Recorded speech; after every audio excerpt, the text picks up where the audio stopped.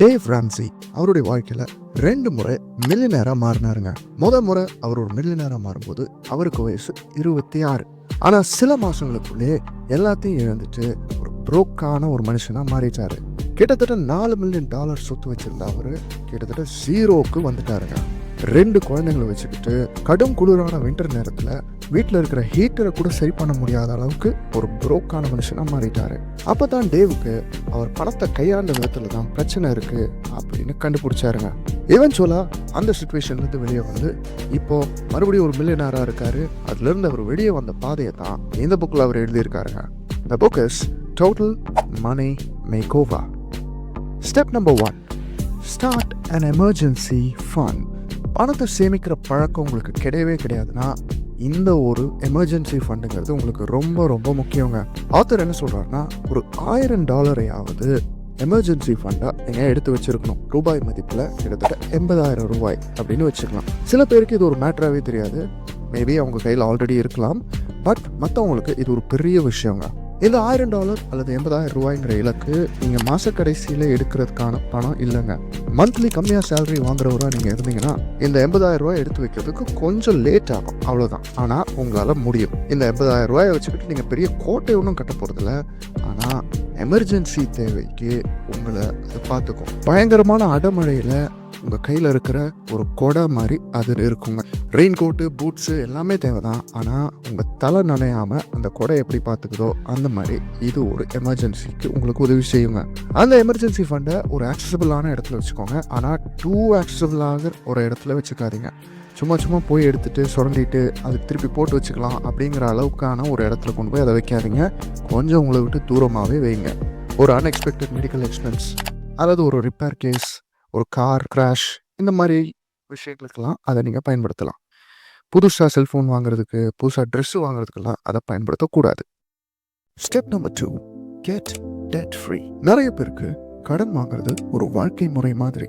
ஒரு லோனை கட்டி முடிக்கிறதுக்குள்ள அடுத்த கடனை வாங்க ரெடி ஆயிடுவாங்க. நிறைய பேருக்கு கடன் வாங்கி வளர்றதா உண்மையான ஒரு வளர்ச்சி, அதுதான் வளர்ச்சிக்கான ஈஸியஸ்ட் வே, எளிமையான பாதை அப்படின்னு நினைக்கிறாங்க. ஆனால் இந்த புக்கோட கோல்டன் ரூல் என்னன்னா, if you can't afford it, don't by it. உங்கள் திராணிக்கு மேலே இருந்துச்சுன்னா அதை வாங்க முயற்சி செய்யாதீங்க. நீங்கள் எதுக்கு எடுத்தாலும் உங்கள் கிரெடிட் கார்டை தேய்ச்சி ஸ்வைப் பண்ணுற ஆளாக இருந்தீங்கன்னா இதை புக்கு படித்ததுக்கப்புறம் அப்படி பண்ண மாட்டீங்க. ஏன் அப்படின்னா, ஸ்டெப் 1ல் நான் சொன்ன மாதிரி ஒரு எமர்ஜென்சி ஃபண்டை கிரியேட் பண்ணியிருந்தீங்கன்னா அதை வச்சு உங்களுடைய அவசர தேவைகளை எல்லாம் நீங்கள் சந்திச்சிருப்பீங்க. இந்த புக்கில் ஆத்தர் என்ன சொல்கிறாருன்னா, 70% மக்கள் தங்களுடைய கிரெடிட் கார்டு லோனை திரும்ப அடைக்க ரொம்ப கஷ்டப்படுறாங்க அப்படின்னு சொல்கிறாருங்க. கிரெடிட் கார்டில் பணத்தை செலவு பண்ணிங்கன்னா எவ்வளோ காசு போகுது, எவ்வளோ காசு வருது, எவ்வளோ நிற்கிதுன்னு கூட உங்களுக்கு ஒரு சரியான ஒரு புரிதல் இல்லாமல் போயிடும். ஆனால் அதுவே கையிலேருந்து செலவு பண்ணி பாருங்கள், எந்த அளவுக்கு காசு குறையுதுங்கிறது உங்கள் மனசில் ரொம்ப ஒரு இம்பேக்டை ஏற்படுத்திக்கிட்டே இருக்குங்க. சில கிரெடிட் கார்டு பேமெண்ட்ஸ் எல்லாம் வருஷ கணக்காக இழுத்துட்டு இருக்கோங்க. லோன் போட்டு வீட்டை வாங்குறது, லோன் போட்டு காரை வாங்குறதெல்லாம் வாழ்க்கையோட பாதி நாள்லேயே அப்படியே சாப்பிட்றோங்கிற மாதிரி போய்கிட்டு இருக்கோங்க. இந்த கிரெடிட் கார்டு கட்டுற பைசா, லோன் கட்டுற பைசா எல்லாமே உங்கள் கையில் இருந்துச்சுன்னா எந்த அளவுக்கு பணம் உங்ககிட்ட இருந்திருக்கும் அப்படின்னு கொஞ்சம் யோசிச்சு பாருங்க. அதனால் ஒரு லிஸ்ட்டு போட்டு உங்கள் கடனை எல்லாம் எழுதுங்க. ரொம்ப கம்மியாக இருக்கிற கடனை ஃபஸ்ட்டு எழுதுங்க. அப்படியே வரிசையாக பெரிய கடனாக எழுதிட்டே வாங்க. ஒவ்வொரு மாதமும் எவ்வளவு தொகையை மினிமமாக கொடுத்தா அந்த கடனை கொஞ்சம் கொஞ்சமாக கிளியர் பண்ண முடியும் அப்படின்னு கேல்குலேட் பண்ணி எழுதுங்க. உங்கள் கடன் அதிகமாக இருந்துச்சுன்னா வேறு வழியே இல்லை, உங்களுடைய லைஃப் ஸ்டைலை நீங்கள் கொஞ்சம் இறக்கணுங்க.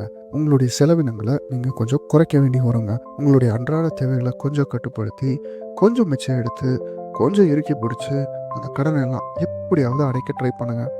அது முடியலைங்கிற பட்சத்தில் இன்னொரு பார்ட் டைம் ஜாப் எடுங்க. கொஞ்சம் தியாகம் பண்ணி கொஞ்சம் எக்ஸ்ட்ரா டைம் ஒர்க் பண்ணுங்கள். ஒரு ஓடி கீட்டி கிடைச்சதுன்னா பாருங்கள். உங்களை சுற்றி இருக்கிறவங்க என்ன நினைப்பாங்க, மற்றவங்க என்ன நினைப்பாங்கலாம் யோசிக்காதீங்க. உங்களுடைய கடன் அடைக்கிறதுல ரொம்ப ஒர்க் பண்ணுங்கள்.